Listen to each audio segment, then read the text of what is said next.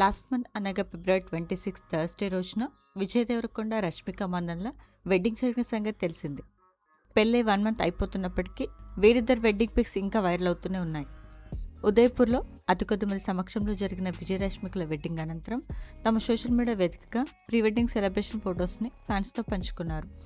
అయితే రీసెంట్గా ex minister Sabitha Indra Reddy గారి కొడుకు కౌశిక్ రెడ్డి వివాహం జరిగింది. ఈ ఈవెంట్కి రాజకీయ ప్రముఖులతో పాటు పలువురు టాలీవుడ్ సెలబ్రిటీస్ కూడా అటెండ్ అయి వేడుకలో సందడి చేశారు. కొత్త జంట విజయ్ రష్మిక కపుల్ కూడా కౌశిక్ రెడ్డి వెడ్డింగ్కి అటెండ్ అయ్యారు. దీనికి సంబంధించిన కొన్ని ఫొటోస్ బయటకు వచ్చాయి. ఆ బ్యూటిఫుల్ ఫొటోస్ని మనం ఈ వీడియోలో చూసేద్దాం.